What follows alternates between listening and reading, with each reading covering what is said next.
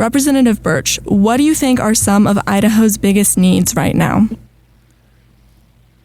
Well, the biggest need right now, and it's singular, and that is sound fiscal policy that balances being smart and efficient with taxpayer dollars today, with being smart, making smart investments in our future. And we are woefully lacking in that. And if a state does not get its fiscal policy in order, a lot of things that should happen and need to happen don't happen.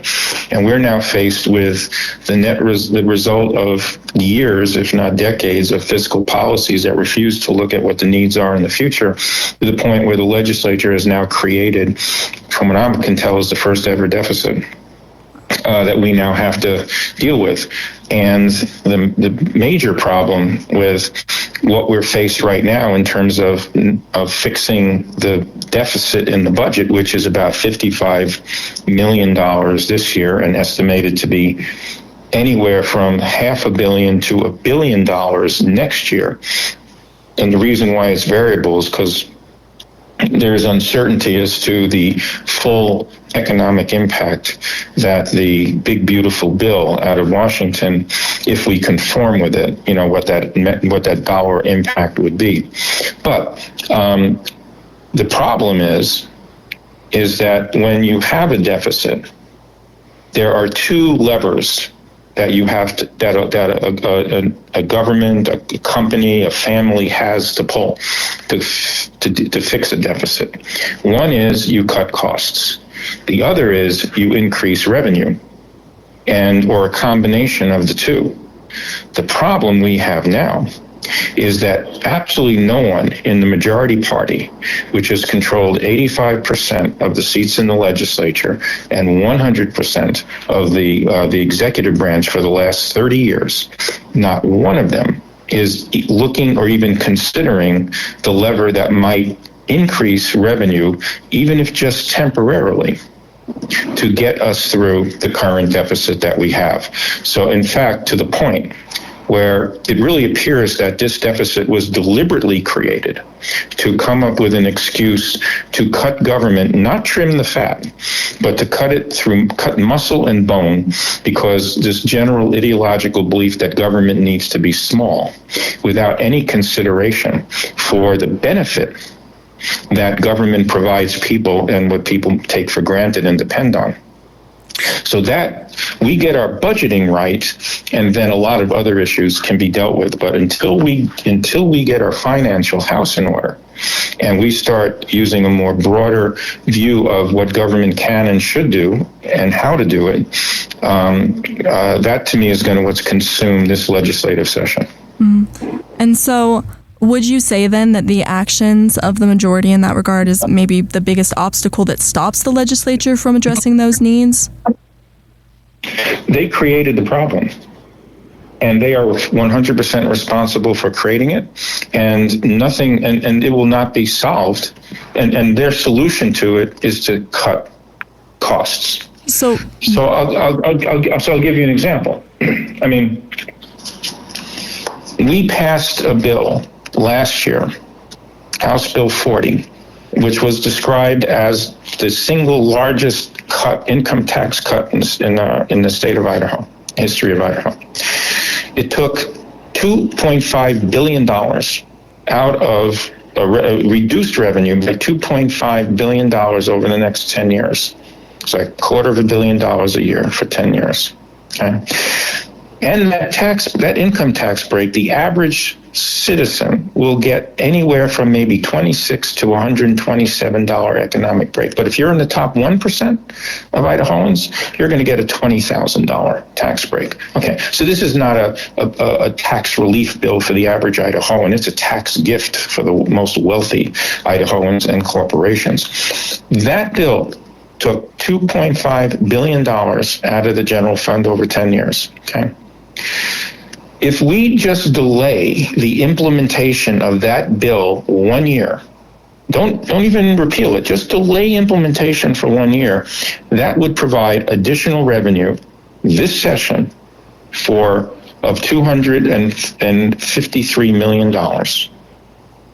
That will allow us to keep a lot of things whole, like fully funding education, including the increases, teacher pay increases, and making sure that their increased medical costs don't actually result in a net salary decrease to them, to make sure we can fund special education needs, make sure that we have the money it more than covers the cost of Medicaid expansion.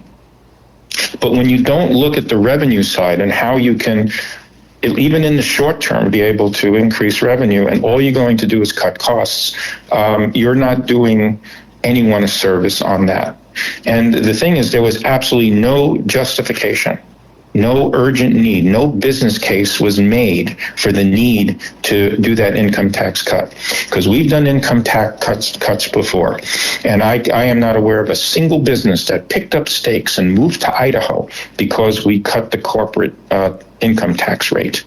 It's a gift to the people who are already here and to those that are the most wealthy people who are here. So, and that tax cut was done before they even knew what the budget was, what the revenue, the estimated revenue was going to be. It would be like coming home and saying to your spouse, "Hey, honey, guess what? I just quit my job and I took another job that pays 20% less. Now let's go figure out the household budget." And that's essentially what the majority party did.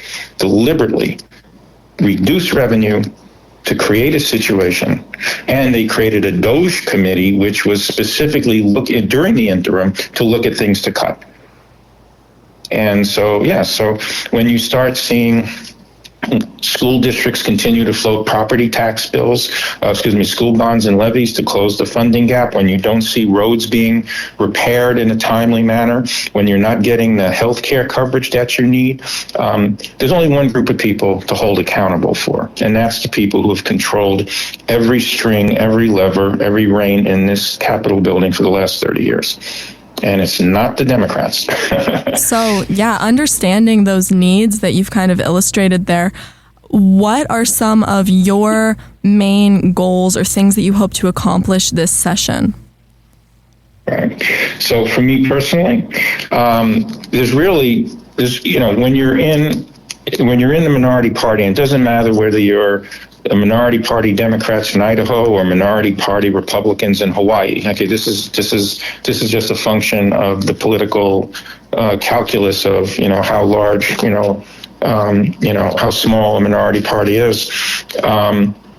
The key goal, quite frankly, is to kill bad bills or to make a bad bill less bad. Now, there are bills and things that we do work on, and there are several bills that, we're looking at ways to try to protect, quite frankly, because of the budget situation. We want to protect the level of state services, vital services, and functions that people depend on. And so we will work proactively. And we're not alone. I mean, I want to make real clear.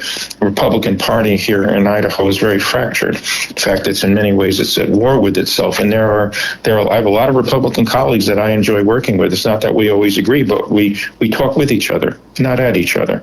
And so there are opportunities to try to protect certain things. But this is going to be a legislative session that's going to be more about protecting what we've got than really being able to do major advances forward because of the budget situation. And if I could, Liberty, I want to just paint a little bit of a broader picture on just how much money the legislature over the years has reduced revenue by. And I mentioned this the bill, in fact, last bill I talked about $2.5 billion over 10 years. With the income tax cut, actually, there were several other bills that collectively are taking $453 million a year out of revenue. That meaning $4.5 billion over the next 10 years. Between 2021 and 2025, with a series of tax cuts and rebate checks that went out, that was another $4.1 billion in lost revenue. And last year alone, the legislature excluded from revenue collection through accumulated statutes over the years, they excluded over $6.4 billion in revenue collection, just in the form of income, property, and sales tax exemptions that never get reviewed and never expire. $60 billion since 2012. And so when you've starved government to that point, yeah, it can't function, and then all you're left to do is cut if you're not willing to revisit some of the, or at least get rid of sales tax breaks or tax breaks that no longer make sense. Some of them have been in place since the 1960s. And people need to know this, because budgets are the kind of stuff that eyes glaze over, and it's just big numbers. But people need to understand that this kind of management, fiscal management, has a very immediate and serious impact on every Idahoan, and it's one of the reasons why your property taxes go up, because when you underfund schools, the school districts have to float bonds and levies to close the funding gap created by the legislature. That increases the cost of housing, which makes it even that much more unaffordable. So what would you say are ways that the people who are going to be affected by these things, the constituents, can kind of be involved with what's going on right now during this legislative session? Well, there's a couple of things. First is, I'd highly recommend that if you're frustrated and you've thrown in the towel, don't. Contact your legislator. Now, what I do recommend is you go to the effort of writing composing an original letter. Don't sign on to a boilerplate. We'll get like thousands of emails that are identical, and they're really, and it's very easy to just erase them or delete them. Go sit down and tell tell your legislator, I live in your district. This is where I live. This is my phone number. Okay, this is what I want you to do. And if you feel strongly enough about it, tell them, if you don't fix this, you're not going to get my vote. If either in the Republican primary this May or in November. So, when legislators will pay attention, mostly will pay attention to an originally composed communication from a constituent, because it stands out from most of the ones that we do. Beyond that, there is so much money coming into Idaho political campaigns from outside sources, mailers, text messages. I've been victimized by this as well, and quite out frankly, misinformation and flat out lies, and mischaracterizing me and telling people I voted for something that I never voted for, and things like that. My advice to every voter is, if someone comes knocking, and they're also paying for paid canvas door knockers, or if someone comes to your door and is bad mouthing a legislator, or if you're getting literature from them or communications from them and you don't recognize the source, or you're not familiar with it, don't believe it. Or certainly don't assume it's true, because a lot of people are spending a lot of money to create define people that they don't want in the legislature, people who only want to cut budgets without understanding what the economic impact is on you as the voter. And in many cases, when you cut these budgets, it doesn't save you any money, because all it does is push the cost somewhere else, like property taxes, like I mentioned a moment ago. So voters have to be more vigilant than ever to figure out who you can trust, what you can believe. And at the end of the day, call the legislator. Call the people on your ballot. And if they don't answer your call, that tells you something about them. Okay? Or, and if you be polite, but be persistent and give them a chance to, give them a couple of chances to respond. If they don't respond, that tells you how much they maybe care about what you think. And speak to them directly. I personally knock on doors. I've knocked on over 40,000 doors in my district, which is one of the reasons I can win as a Democrat in a district that's over 2-to-1 registered Republican. Because what I've learned is most people, what they want more than agreement on the issues is respect. And that's the way I show respect. It's the way I do the literal job of representing other people, by talking with them and learning and understanding what the issues are. Make sure the person on your ballot in May or November answers your question, so because you can't assume anymore what the letter next to the name stands for, whether it's a D or an R. Vote for the person. not the letter. And I don't tell people to vote for Democrats. I tell them vote for the person.